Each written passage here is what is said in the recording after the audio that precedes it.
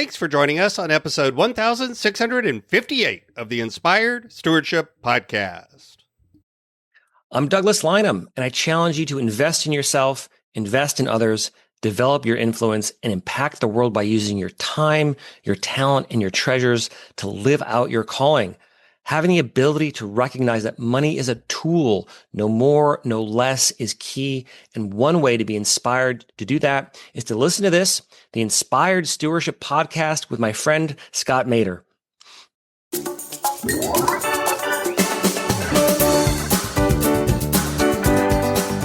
There's this impulse for tribalism, and finding your tribe is good. Finding your people is essential. You need to be in community. That's core, but it's how do you... The problem is there's a temptation when you say there's an us, that then you create a them. And there's an in-group and an out-group, and then there's a temptation to demonize the out-group. And that can happen in religion. It can happen in money, too. Welcome, and thank you for joining us on the Inspired Stewardship Podcast. If you truly desire to become the person who God wants you to be, then you must learn to use your time, your talent, and your treasures for your true calling. In the Inspired Stewardship Podcast, you will learn to invest in yourself, invest in others, and develop your influence so that you can impact the world.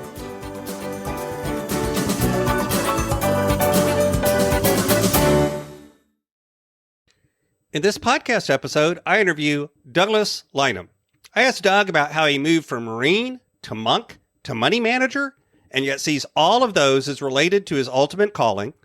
I also asked Douglas about the Enneagram and how he uses it to focus on your relationship with money in his book. And Douglas also shares with you how many of the sacred wounds we carry unknowingly sabotage our money relationships. I have a great book that's been out for a while now called Inspired Living. Assemble the puzzle of your calling by mastering your time, your talent, and your treasures. You can find out more about that book over at inspiredlivingbook.com. It'll take you to a page where there's information and you can sign up to get some mailings about it as well as purchase a copy there. I'd love to see you get a copy and share with me how it impacted your world. A Marine, a monk, and a money manager walk into a bar. Actually, they're all the same person. Doug Lynam's career path has been wilder than a roller coaster designed by Salvador Dali on a sugar high. From Marine officer candidate school to 20 years as a Benedictine monk before emerging from his monastic life to become a financial advisor, business coach, keynote speaker, and best-selling author. His two books, From Monk to Money Manager and Taming Your Money Monster, 9 Paths to Money Mastery with the Enneagram, revolutionize how we understand our relationship with money. His popular TEDx talk on finding purpose and wealth has garnered over 400,000 views. Doug's insights have been featured on CNBC, the New York Times, and major financial publications. He now serves as a financial advisor at Innovative Advisory Group, working with clients from Hollywood superstars to impact-driven organizations. His unconventional journey earned him a private audience with Pope Francis in 2022 and established him as a leading voice on the intersection of wealth, meaning, and purpose. Welcome to the show, Doug. Thanks so much. Great to be here, Scott.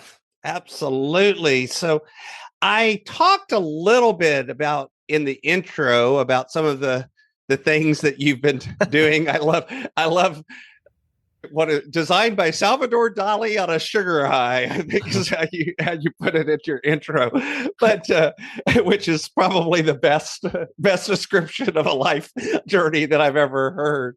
With that in mind, I always think of intros and these sorts of things is they show us where we're at, but they don't really show the whole story of how we got there.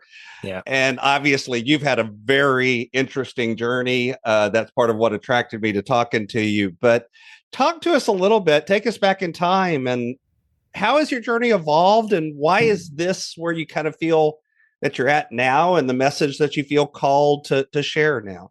Yeah, I mean, I love helping people with their finances, and particularly entrepreneurs and people who are getting businesses off the ground or struggling, to kind of give them the tools to live a life that makes their soul sing. So they're, financial stress is the best predictor of mortality. Actually, it's, if if you want to know when someone's going to die, you can track their socioeconomic income, and you've got a pretty good metric there, because all the things you don't want in life get worse as your financial situation deteriorates, including obesity, mental illness, divorce, workplace injury, go down the list. So, all the things you don't want, drug abuse, alcoholism, the metrics are staggering. And so what I realized in my journey is that if I could alleviate people's financial anxieties and struggles, and help them find that comfortable, secure space, just both with their bank account and with their life situation, then I could alleviate a lot of suffering. And so I often call myself a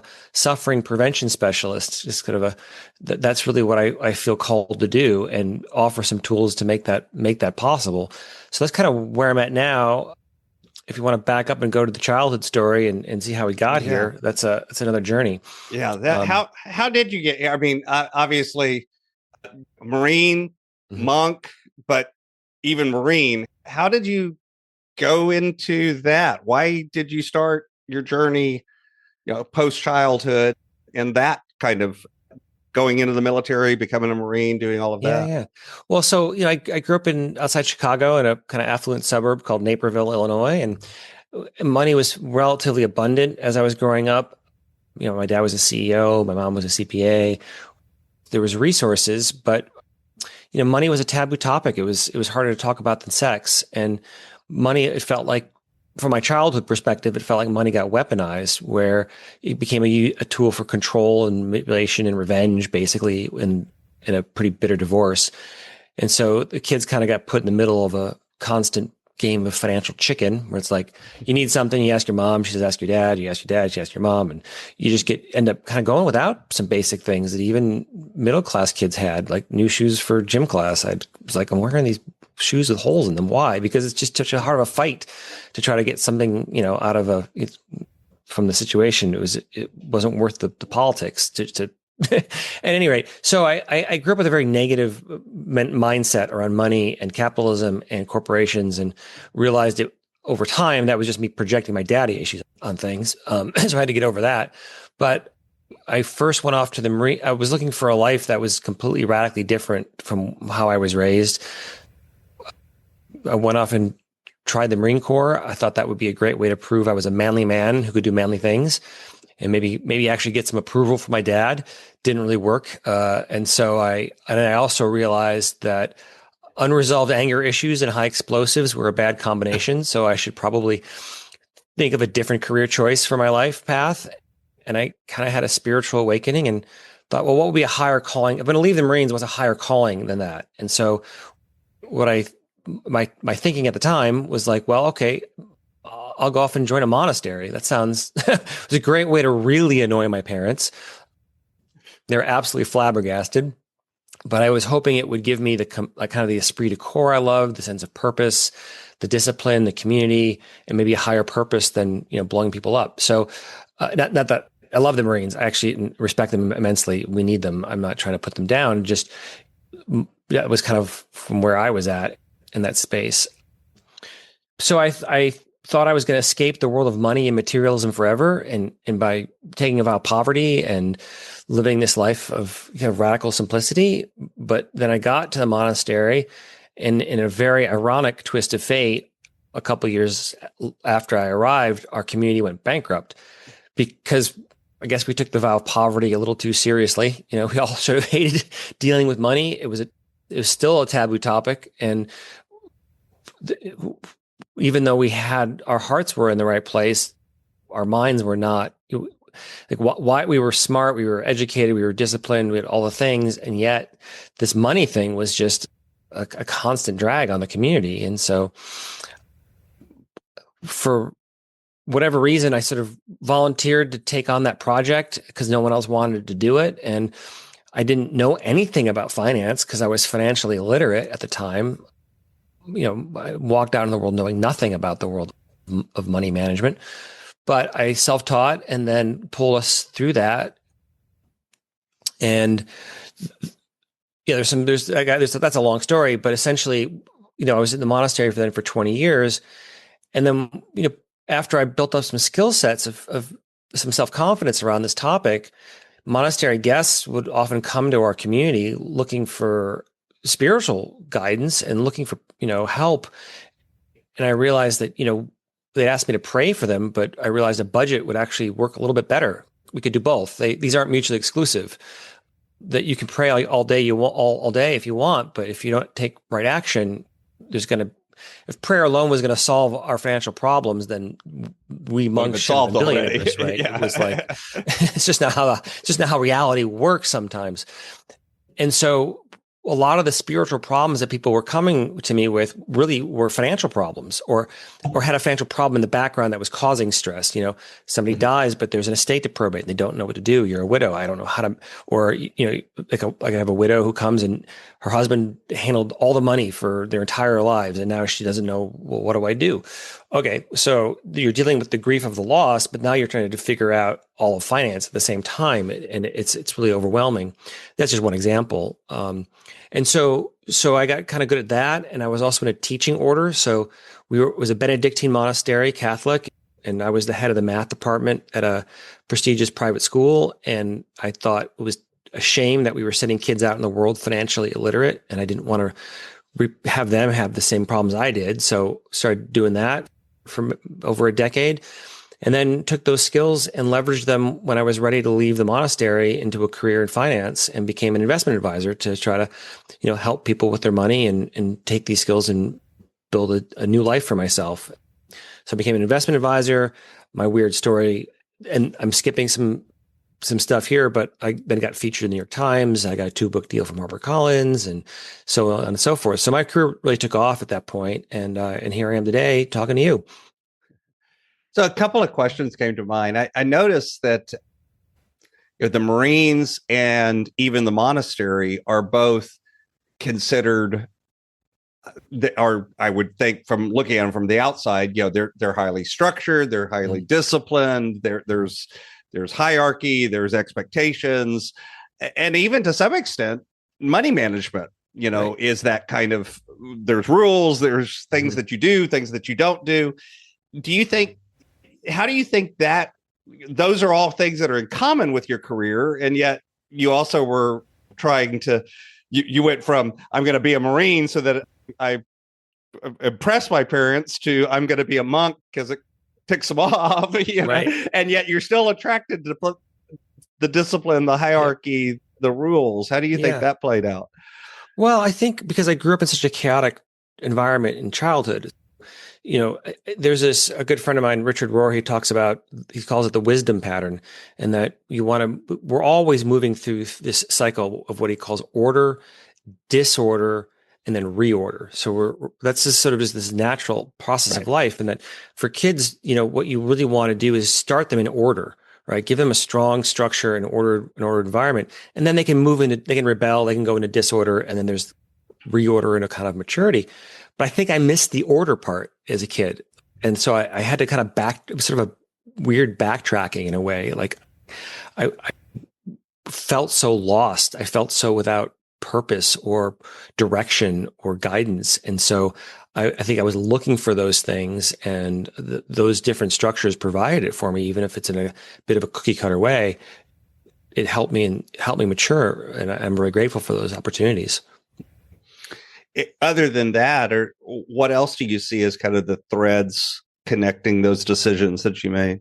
I mean, looking to be of service, looking to live a life of purpose, meaning, something higher than myself. So the Marines are serving a very important and essential and beautiful purpose that we need them. And then it wasn't the career for me, but it certainly had that sense of honor and duty and self-sacrifice. I just really admired that about the Marines. And then very similarly in the monastery, it's just a same motivation, just different direction. Mm-hmm.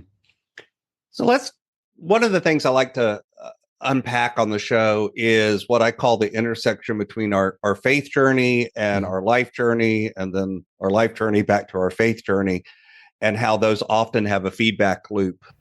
As we go through life, both positive, both negative, it affects us. So for you, how do you think your faith journey has evolved as you've gone through this journey? A lot. I mean, I just did a podcast yesterday where I just talked about this. It was the whole show.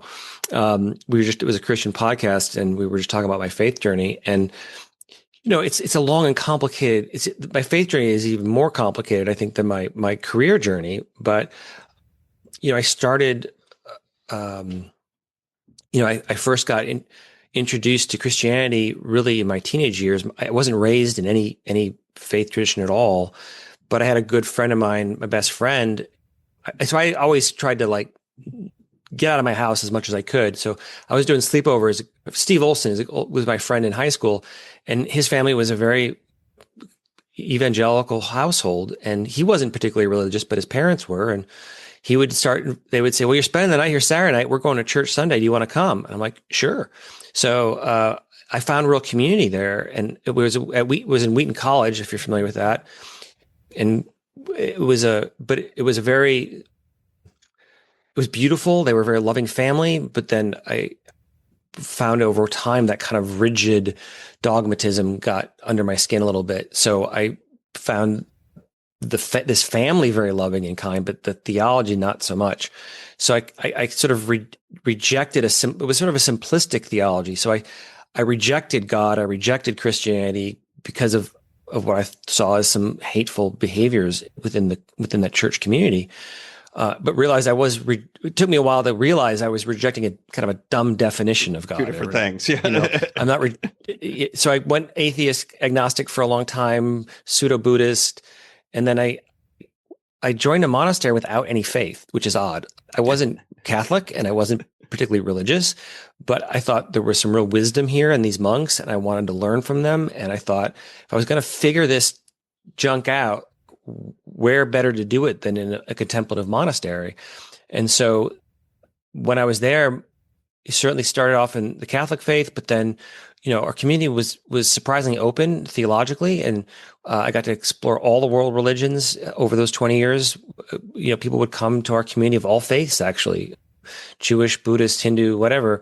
And so I got a really good grounding in all the different core world religions, because we found that those things don't detract from your Christian faith. They can enhance it. Mm-hmm. You can actually, there's a lot to be gained from a cross-cultural communication, I believe, because I think God's in everyone and everything, and is manifesting through all these different ways of the sound we make with our ape faces to name God is not matter, right? We could use different language with our sounds, but we're still trying to express the same fundamental reality that we're trying to get closer to, and loving your neighbor as yourself, and love your neighbor as yourself, and love the Lord God. 2 commandments: love the Lord God with all your heart and all your strength.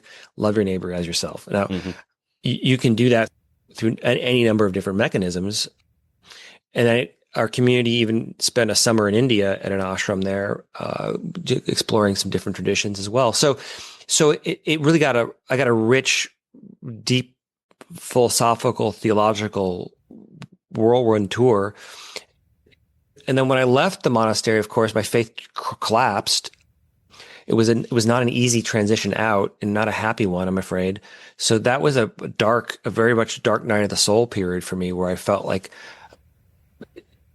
because our community got very sclerotic and rigid, and not dogmatically, but politically and interpersonally, there was a lot of conflict that needed to be, was unresolved, and some real abuses that I thought were unfortunate. So I sort of threw it all away for many years when I left. And then I've sort of come full circle slowly over the past decade to really embracing my faith again, and going back to church every Sunday, and finding that that's the ground upon which all of my being rests upon, without which I feel very, very lost and fragmented. I'm in a very different space now than I was even just a few years ago. So that gives you kind of the broad strokes of it, but it's definitely been, it's ebbed and flowed at many, many times over the decades. Yeah, I think I hear some similarities to many of things in my own journey of in, out as a thing. And once a very close pastor friend of me once looked at me and said, boy, you really don't do anything halfway. You're either like all in or all out. Yes. You don't have that middle ground ability, do you? We are in the same camp on that one. Yeah. It's like, I'm afraid not. Yeah, I sometimes I wish I did, but I really don't. So it sounds like you've got some of the same genes for whatever reason. I have many. Well, you can say many things about me, but I think one word that does get used occasionally or regularly is intense. I have an intense personality. Yeah. So when you think about that, and I agree with you, by the way, that I think, and I've done the same thing where I've gone and attended and studied and interacted with folks of many diverse religions. And I always come away feeling like I've learned something, and it's true even when I interact with people from other denominations and faith within Christianity. Mm-hmm. Even if what I'm learning sometimes is what I do or don't agree with, it's still things I'm learning. There's always something I can take away.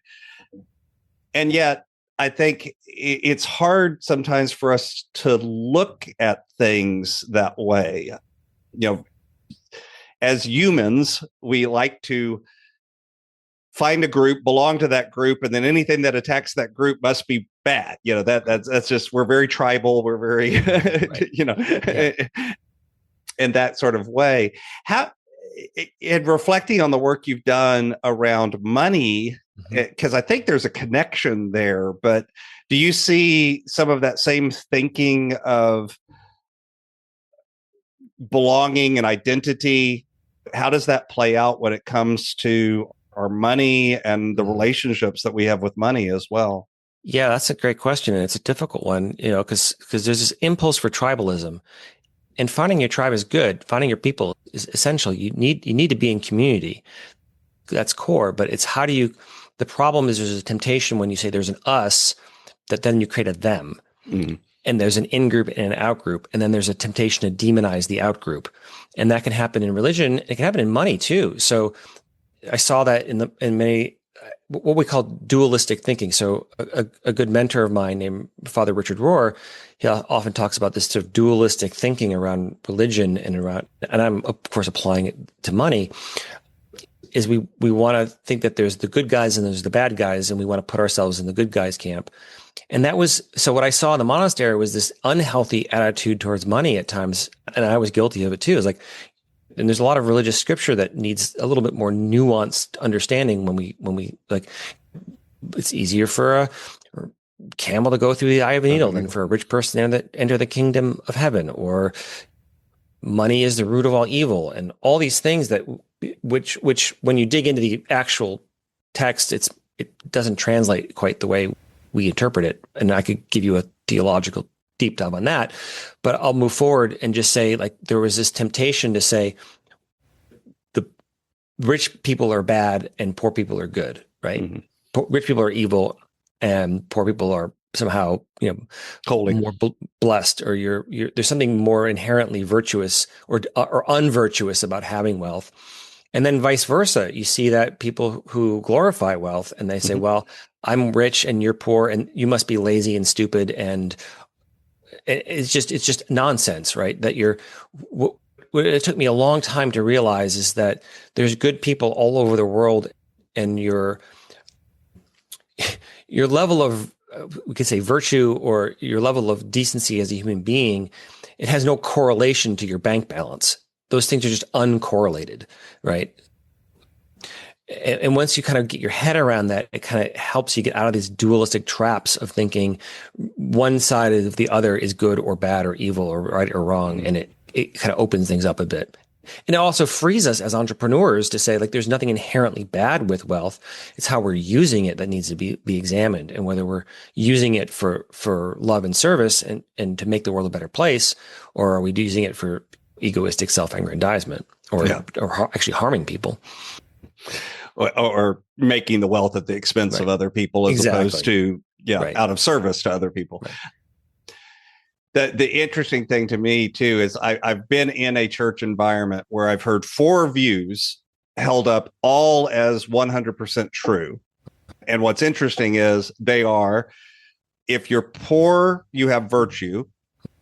If you're poor, it must mean you lack faith and therefore you're not being blessed. Right. If you're rich, it's because you lack virtue and you're evil. And if you're rich, it's because you've got grace, faith, and you've been blessed. And I like to point out, there's no possible way all 4 of those. All of that is bullshit. Let's just call that bullshit right off the bat. Let's just call it what it is. All 4 of those can't be true. It is not possible. Absolute nonsense. Because what that tells me is you've already decided that the person is good or bad, and then you've applied the wealth as a reason, as opposed to, or lack of wealth as a reason. And it's usually the camp that you're in is the good one, and the camp that everyone else is in is the bad one. It's just it's a kind of tribalistic stupidity. The old joke is how much money is too much money for a good Christian to have? About $3,000 more than I have. Right. That's a good one. I haven't heard that joke. I'm going to use that. Because it is. And it's like, they're a little richer. No. And unfortunately, we all have versions of that we can fall into very easily if we don't pay attention. So I want to talk to you about Enneagram, because I use DISC and I love it. I've studied all of Myers-Briggs and Enneagram and all of these. I like to tell people I like DISC just because it's simple enough. I can hold it in my head. Yep. In Enneagram, it sometimes challenges me a little bit more. Apparently, it's a little harder. But I definitely have interacted with it, and I'm a fan of it, because I think all of these tests are, peek holes through towards the reality that God has designed us with. They never are the complete picture, but that doesn't mean they're not very useful views. So I say, all models are wrong, but some models are useful. Yeah, they may still play. Some information may be better than no information, even if the information is not complete. So to walk us through Enneagram and kind of how it works, and why has that been an approach that you found attractive and useful in the work that you do?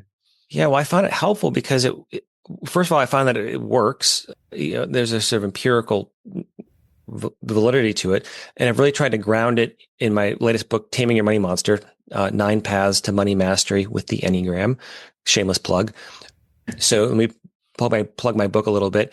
But what I've tried to do is ground it in the latest research in neurobiology and childhood developmental psychology, because sometimes it gets into the woo-woo space a little bit. And as someone with a math science background, I'm like, okay, how do we make this really deductive in its approach? So to make it a little simpler, easier to get your head around and understand. Do you know your type, by the way? Just out of curiosity? I did, but off the top of my head.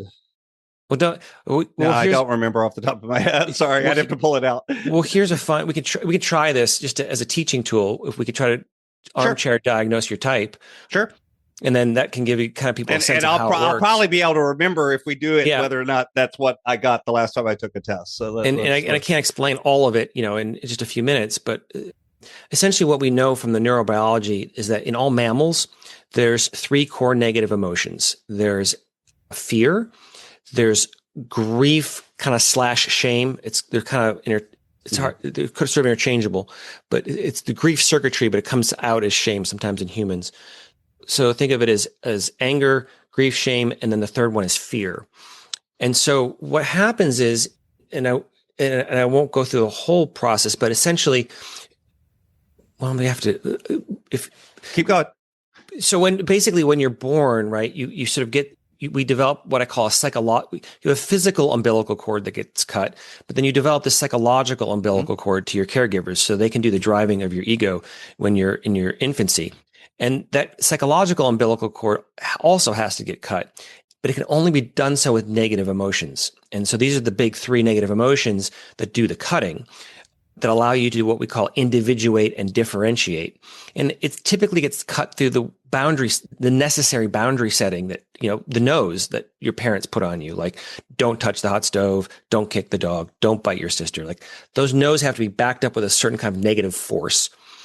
And the 3 has to basically be fear, grief or shame, and then anger. Or I flipped them, right? Anger, grief, shame, and fear. Anger, grief, shame, fear. Yeah. And so the Enneagram basically explains which of those three emotions you got hit with more of, and cut that psychological ability. We get all three of them, but one of those tends to be more prominent. And so if you think of a color wheel, right? Take a circle, draw a color wheel. Now we're going to break it into 3 pie pieces. We're going to break it into the anger types, the fear, shame types, and then the fear types, right? And then there's 3 ways you can process that emotion. You could either internalize it, like it's kind of like giving yourself an emotional wedgie. You can externalize it, which is like having a food fight with the world, or you can have both. And so that gives us 9 types in the Enneagram system. So the word Enneagram, Enne in Greek means 9, and gram means drawn. So it's these 9 archetypes of personality, and there's infinite variety inside each of them. So and I use car metaphors because I think they're helpful. It's like there's only so many ways you can design a car and have it be roadworthy. Even though you drive a unique year, make, and model, we can kind of put the ego defense structures that you developed in childhood to protect yourself from this anger, fear, this anger, grief, or shame into these archetypes. And so, just like cars, there's sports cars, there's SUVs, there's compact cars, and the Enneagram kind of tells you what's the chassis of your ego structure. Even though you can trick it out and customize it in 1,000 different ways, there's still what it tells you at heart. And this is the punchline. Once you know your Enneagram type, we each develop a core unconscious fear that we're trying to protect ourselves from that, what I call your sacred wound, that severing of that psychological umbilical cord. So to figure out your type, here's my first question for you and for your listeners, is to kind of take a pause, take a breath, and just think about, particularly in your teens and 20s, but even now, because the Enneagram has a growth model built into it. So we mature, which is why I kind of like it more than DISC, because it has a growth model. And so we're not static in the system. Even though your type is fixed, it has lots of variety for levels of health. But when you think about your darkest emotional moments, particularly when you're younger, but even now, which negative emotion tends to come up more for you? Is it more anger? Is it more grief, shame, or is it fear?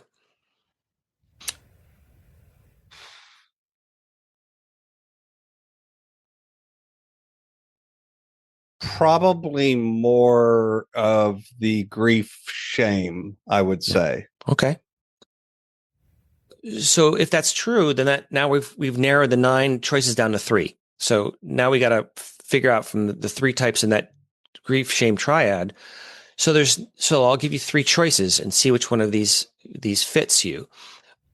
So if you were to externalize that grief, what that means is you would feel grief about how you think people perceive you, which is another word for shame, right? That's why it's a dual term. Put those together. And that's what we call type 2. And we call them the helper because their greatest fear is that they're fundamentally unlovable. And so they're always kind of running around being of service to people. They're very helpful, they're very warm, they're very kind, but they're looking for validation through their acts of service. Like if I flatter you, if I tell you how wonderful you are, if I'm helpful to you, I do these things for you, they're in this pay to play system. They're kind of stuck in. Like if I am really warm and kind to you, then you're going to love me back. You're going to tell me how wonderful I am. And so I call them the ambulance of egos because they're kind of always running around rescuing other people, but often not. Then their own financial life often suffers because of that. So that's one choice to sit with. And you can jump in at any point here if one of these rings a bell. Okay. But I think I've already, just from our intro conversation, I think I kind of have a suspicion of your type already. And then we're going to jump over from 2 to 4 for a reason that'll be obvious here in a minute. Type 4 is take that grief and they internalize it. It's a grief or shame it's grief about how they perceive themselves. So it's an internalized kind of shame. And so they feel like they don't have an identity or place in the world. And we call them the individualist, or I call them the custom car. So if the culture says zig, they tend to zag. They tend to be the iconoclasts, the great artists, creative thinkers, but they're always sort of rebelling against the conventional norm to stand apart, to get a sense of identity. Like, who am I? I don't know who I am. I don't feel like I have a place in the world. So they're always sort of looking to stand out by being different. So that's type 4. And then in the middle is type 3. We often call them the achiever, or I call them the race car. And so they have both that internalized grief and the externalized grief. Sort of stereophonic shame about how they think the world perceives them and how they perceive themselves. And so what that creates their greatest fear of being fundamentally worthless. So they feel a sense of worthlessness deep inside them that they're always trying to assuage through external achievements. Like, if I run the marathon, you have to applaud me. Like, I've won the validation. If I start the company, I've won the validation from the people around me, or I get the gold star, I get the A+, I get the pat in the head from teacher. But 3s tend to be really good mask changers, or sort of always shifting to whatever the need of the people in front of them needs to be in order to get that validation, but they tend to kind of have a hard time finding their authentic selves in the process. Mm-hmm.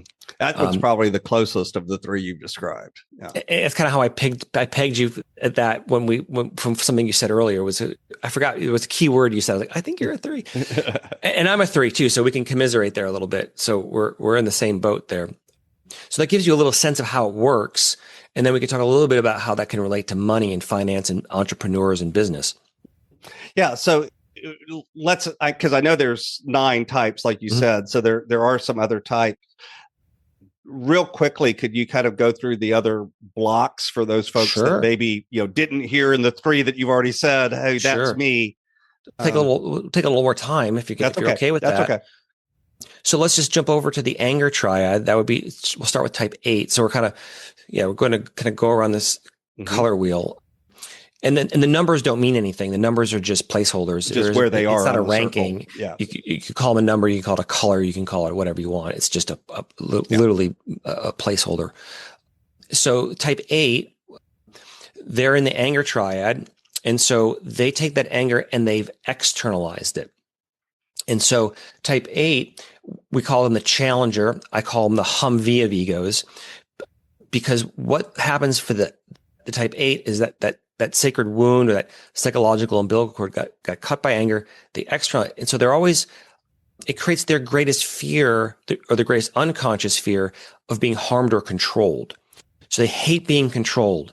So they're always pushing against the boundaries of reality to try to maintain that control. So they kind of, we call them a Hummer because they kind of run over almost any obstacle in front of them pretty easily. Follow, get out of the way, or I'll run over you. Right. And they tend not to be very fuel efficient with their opinions, right? So, so some examples, for example, Donald Trump is love him, hate him, not getting political here, but he's a really good example of a type 8, right? Yeah. And so is Martin Luther King Jr. He's also a type 8. Whatever the limitations fills the room, no matter what room they're in, they fill the room. Yeah. You got it. Yeah. Okay. So then we'll jump over to type 1, because they're on the other end of the spectrum here. They take that anger and they internalize it. We call them, often call them the perfectionist. I call them the BMW of egos, because they're sort of precision engineered, but they take a lot of maintenance.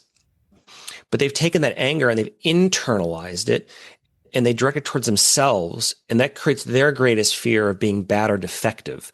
So they have this really kind of this inner drill sergeant inside their head that's always telling them to be better, shape up, be a good boy, be a good girl, do it right, do it the right way. So they tend to be very principled and very orderly and very conscientious, but they're always trying to fix themselves, or trying to fix the people around them, or fix the macro structures of society, because they're always they instantly see what's wrong with everything very easily. And they're very self-critical, and it can be every type has its own cross to carry. Let's put it that way. And we could just to circle back, another way to frame this for people, I should have started off with this, but given that you have maybe a religious audiences, each type also tracks with what we would call a deadly sin, or a greatest vice, right? So we used to say there were 7 deadly sins, but turns out there's 9. We forgot 2, and we added them about a couple hundred years later. and we forgot about cowardice, and we forgot about deceit.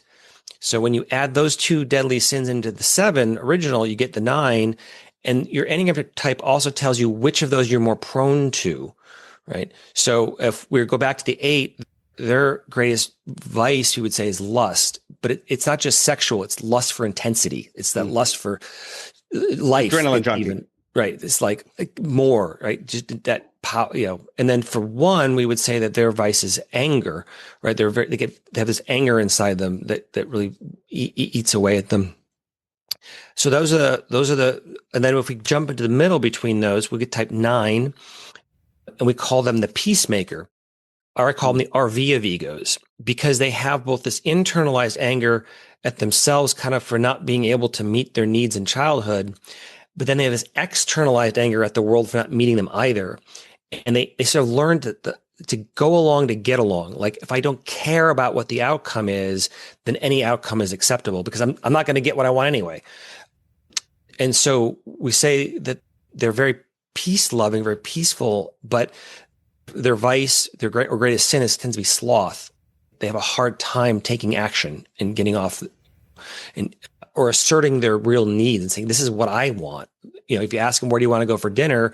Like, well, where do you want to go for dinner? Like, what do you want to go for a movie? Where do you want to go? What movie do you want to see? It's like, they're so easygoing that they tend to, because what they're afraid of, the greatest fear for a 9 is, we would say, loss of wholeness, which is a weird way of saying they're afraid that if they ever express themselves too much, that volcano of anger is going to come out like the Hulk and rip them and the world apart. So they're always sort of tamping down their anger and tamping down their needs so that doesn't come out. And when it does erupt, rarely, then you get this kind of explosion, right? Okay. And then I'll just go back to the shame types just to name their greatest sins really quickly. So type 2, the helper, their greatest vice is pride and what a good, helpful person they are. Type 3's their greatest vice is deceit, because we're always mask changing to make to impress people. Like, I'm always going to show you the best side of me. I'm not going to show you the dark side of me and that's a kind of deceit about how they're approaching reality. Type 4, that individualist, their worst vice is envy. They have envy about they see the unique place that everyone else has in the world, but they don't see themselves in that. So they're sort of jealous of what everyone else has that they don't have. So they've got to stand apart and be different to try to stand out. Okay. To wrap it up, and I'm going long, I apologize for the lecture. Good. Keep going. Then if we go to the fear types, we're going to go over to type 5. We're kind of going clockwise around this circle. Type 5, they have internalized fear, meaning what that does, it creates their greatest fear of being incompetent or helpless. So they strive to be very self-reliant and self-sufficient. So I call them the compact car of egos. They tend to be, or we call them the observer or the investigator. So they tend to take a lot of information in, but not let a lot out.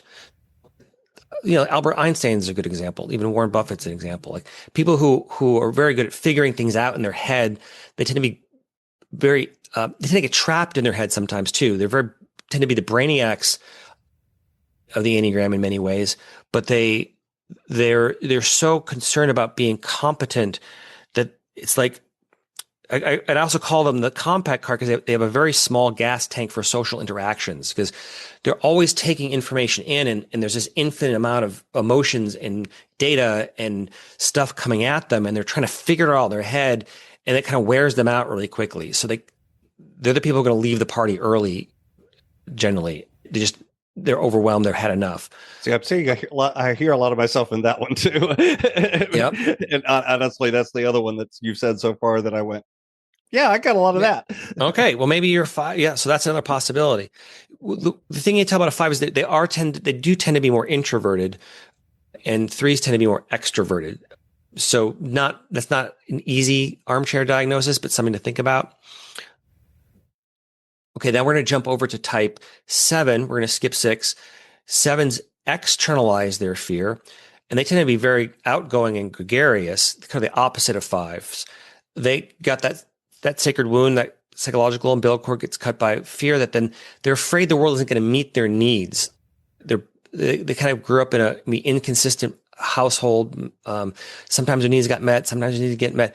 So they figured the best way to get their needs met is to do it themselves. So they always want more. And so we say their greatest vice for 7 is gluttony. They want more of everything. And so they often have what we call FOMO, or fear of missing out. They're always planning for the future. They're always looking forward to what's next. So we call them the enthusiast, or I call them the SUV of egos, because they're ready for any off-road adventure, go anywhere, do anything, as long as it doesn't involve being in their pain in the present moment.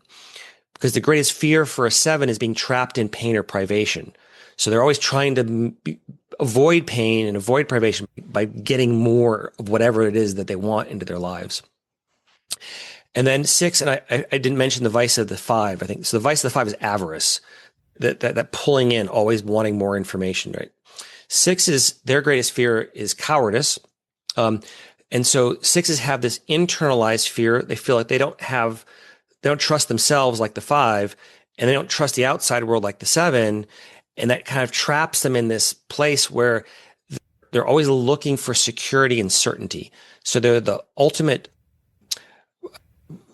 what would say, risk mitigation specialist. Like they always know what's going to go wrong. They're always worried about what could go wrong in a particular scenario. So they're worst case scenario thinkers. So always planning for disaster all the time. And it's just like so I call them the family sedan of egos, because they want every safety feature possible and maybe a few they can invent themselves. Or they're also called the skeptic sometimes as well. So that gives you a quick rounding out of all the 9 types. I realize that was a bit of a fire hose for your audience. It's fantastic because no one's ever broke down Enneagram before on the show. So that's part of the reason I wanted to spend a little extra time on it. Because again, like I said, I think all of these diagnostic tools are useful. And honestly, to be honest, that's the best I've ever had it broken down for me. So I'm being selfish and saying, yes, I want to learn more about it too. And I figure if I do, there's somebody else out there that doesn't. And if not, they can fast forward through that part. It's okay. Great. But reflect on that in terms of money. What, in broad strokes, how do these sacred wounds, these memories of these ways that we've externalized, and broken free with anger, grief, shame, and fear. Yeah. How do they affect our relationship with money as well? Yeah. And I want to just put a little caveat in here. We're just touching the surface of the Enneagram. Absolutely. And there's these things called wings, which we don't have time for. There's instinctual variance. There's subtypes. So each type actually has 3 subtypes that go with it. And then there's all kinds of other complexity you can add to get more nuance and flavor. So sometimes you give people the broad strokes and they go, that doesn't fit me. Well, yeah, but if you get down into the subtypes, you might find something that clicks a bit more. But so to your point about money, and this is maybe helpful for entrepreneurs, is to understand your money type. It's also really helpful to understand your client's money type. So if you're in any kind of sales position, it's really useful, because like I met you, and I kind of felt like I had a sense of what your type might be. Might be wrong, but over an hour or so, I would probably be able to figure it out pretty quickly, even if I didn't ask you these questions. And in broad strokes, if you're in the anger type, whether you're at an 8, a 9, or a 1, what those people, what those clients, what those colleagues, what those employees are really looking for is control and empowerment. Mm-hmm. So if you're selling a product, if you're selling a service, like, oh, I know what quadrant you're in. Well, I know that what you really want out of life at the deepest level is some sort of control and empowerment. I know how to talk to you maybe a little bit more effectively about how to work with you as a colleague, or what things to point out. Right? Yeah. Let's talk. And then if you're dealing with someone in the grief shame triad, what they want is validation and connection. So they need that heart center. They need that heart connection, emotional center. They want to be validated. So they're looking for you to see them in some way, and they need that coming off of you in order to feel like they're valued as an employee or they're valued as a client. And then if you're in the fear triad, what they're looking for is security and certainty. And so just knowing those broad categories, those buckets, you can sort of, once you put somebody in even if I don't know exactly your type, I can get close. or I can get down to one or two choices, I can really craft my pitch or craft my proposal or how I'm going to deal with you in a difficult conversation. It is going to change, and it really affects group dynamics very, very deeply. And I do whole workshops on this. Quick plug, and then I'll get to your money question, the real answer to your question, which is if anybody's looking for coaching or workshops on this, I do workshops for teams on this stuff. It's really helpful. But then what I'm layering now to add more complexity to all of this, where the money piece comes in, is I've layered on top of the Enneagram what I call the attachment theory of money. And it's based on the attachment theory of relationships, if anyone knows what that is. If you don't, it's fine. But what the basic premise is that we can have two unhealthy ways we can relate to money. One is where we're anxiously attached to it in an unhealthy way. Think Ebenezer Scrooge or the show Succession or Billions, right? You see people whose greed and their avarice and their desire for wealth creates suffering for themselves and others around them. It's causing problems fundamentally in the world. And obviously, from a spiritual perspective, that's kind of the thing that, we see a lot of that in the Bible. But what we don't often talk about in the Bible is this, what I call an avoidant personality around money, right? Is people who are pushing it away unconsciously because of their fear, their shame, the anxiety, the grief that it's bringing up for them. And that was where I was at, and that's where the monks in the monastery were at. There was one monk in our community, I call him Brother Pius, who refused to touch money for any reason because he thought it polluted the soul. And I'm like, okay, great. So you get to never deal with this thing you don't want to deal with, but now somebody else has to touch money more often to keep your hands clean. Like, how does that work? So there's we can be anxious, we can avoid, and that creates two money monsters for each of the 9 types. And okay, I'll be paused there, but then there's another quick layer on top of that, which is most of us don't typically fall cleanly into one camp or the other. We tend to shift or depending on the context. And so there's what I call the 4 pillars of finance. And the 4 pillars of finance are going to be earning, saving, investing, and giving. So earning, saving, investing, giving. These are your 4 pillars. And most of us tend to be anxious in one area, but avoidant in another. So you could be an anxious. I see this a lot in my financial practice. Like people who are high earners, they make a lot of money, but they're avoidant savers. They spend everything that comes in the door, and so they're broke, right? Or you see people who are really hoarding, anxious savers, but they never invest. They never capture the power of compound interest or get into the markets because they're afraid of it. So they're avoidant about investing and growing their wealth. And then you see people who grow their wealth, but then they're avoidant givers. They never do anything with it that's meaningful. They're just, it's a narcissism project. Okay, great. Good for you. So what? So that's giving you this nuance and flavor to how all this might play out. Yeah, I love that because I'm literally, as you're going through that, I'm thinking about specific clients that I've had over the years and how that has played out in their minds as well, because I do think that we have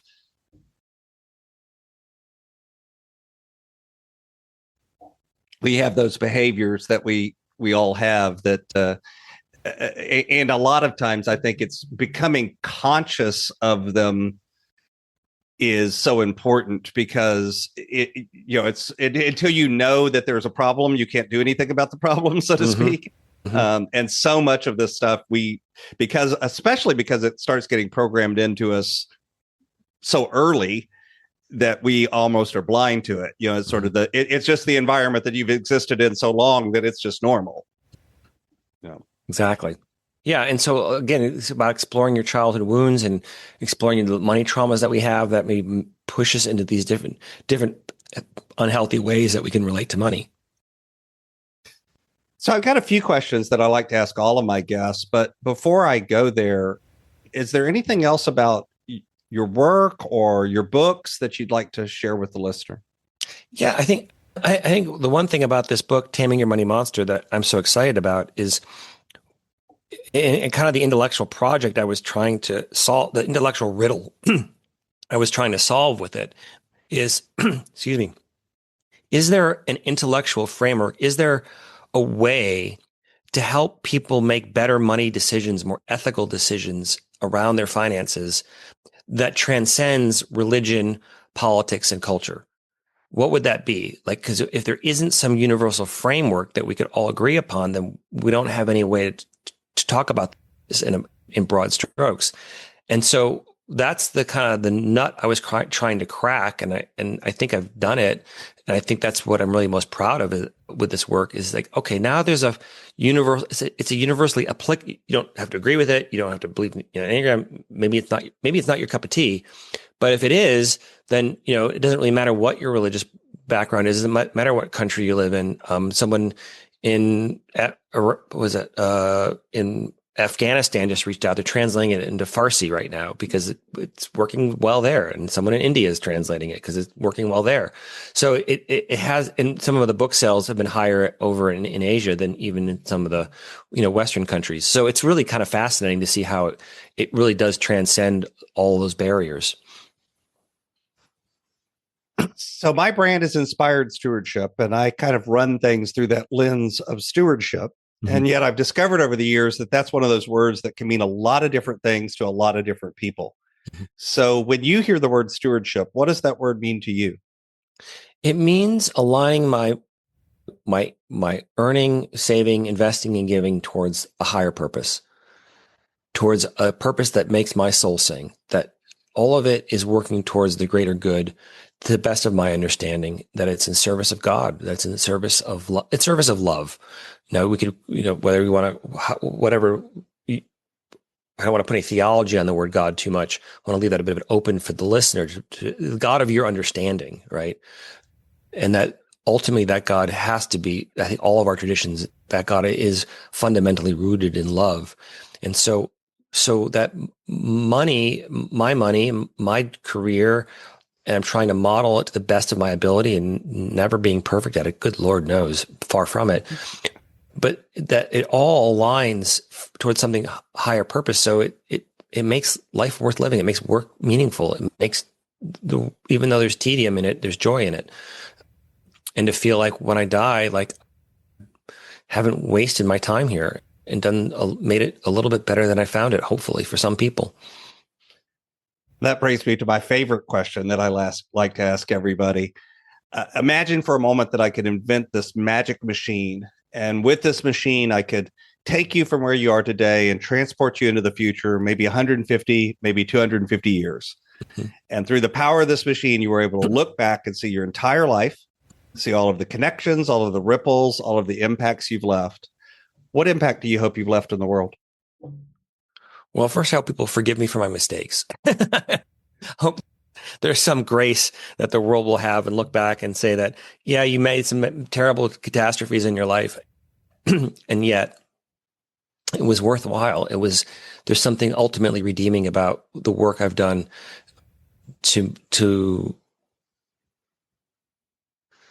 I think for me, my greatest hope is that I've added something meaningful to the great conversation of civilization in some small way. My book is sort of a ripple in the pond of all the other books that have been written, but I hope people can pick it up, improve upon it, and build on this. Really, the Enneagram is an ancient system. We've been developing it for millennia, and to feel like I've contributed something to that conversation and also to the greater conversation of what it means to live a good life. So what's on the roadmap? What's coming next as you continue on your journey? Yeah, continue to promoting the books, starting a public speaking tour. So I'm looking for more speaking opportunities. So if anybody was looking for a keynote or you're looking for some help with your businesses, doing workshops or talking to groups, that's my main jam. I'm kind of doing a tour of some churches right now, giving church workshops, and then also just continue to grow my business of helping people with their finances and helping them invest with their values and really build wealth and in service of your higher purpose, whatever that is for you. You can find out more about Doug Lynam over at DougLynam.com. Of course, I'll have a link to that in the show notes as well. Doug, is there anything else you'd like to share with the listener? Oh, just go out there and love and serve. Love more, serve more, be more.